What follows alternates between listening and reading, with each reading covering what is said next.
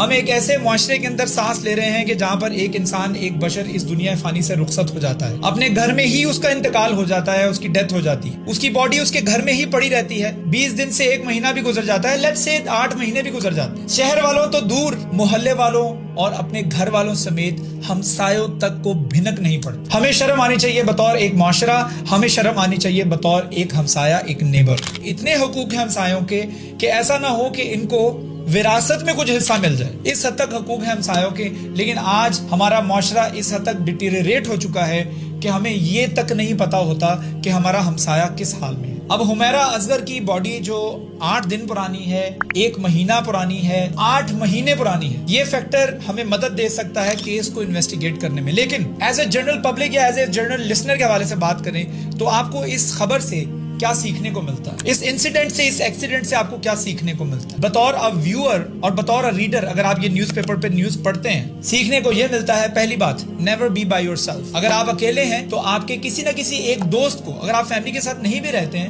تو کسی نہ کسی ایک دوست کو پتا ہونا چاہیے کہ آپ گھر پر اکیلے ہیں، کوئی نہ کوئی آپ کا حال 1 دن کے بعد پوچھنے والا ضرور ہونا چاہیے۔ اور دوسرا سب سے اہم سبق جو ہمیں سیکھنے کو ملتا ہے وہ یہ سبق سیکھنے کو ملتا ہے کہ آپ نے اپنے ہمسایوں کا خیال رکھنا۔ آپ کے ہمسائے اگر 1 دن میں گھر واپس نہیں لوٹتے ہیں تو ان کا فون نمبر ضرور رکھیں،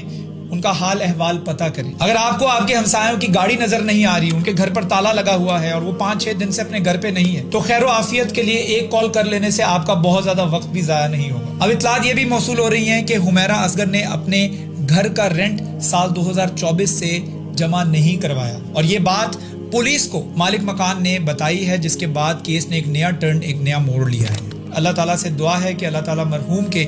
درجات کو بلند کرے، and may Allah overlook her mistakes, اور اللہ تعالیٰ ہمیں بھی یہ توفیق دے کہ ہم اپنے ہمسایوں کا، اپنے محلے میں لوگوں کا خیال رکھیں۔ اللہ تعالیٰ نے قرآن میں ارشاد فرمایا، الذی خلق الموت والحیات لنبلوکم ایکم احسن عملا، وہی ہے جس نے تمہیں زندگی اور موت دی ہے اس وجہ سے تاکہ وہ یہ دیکھ سکے کہ تم میں سے بہترین عمل کون کرتا ہے، اور ہمسایوں کا خیال رکھنا بھی ایک بہترین عمل ہے۔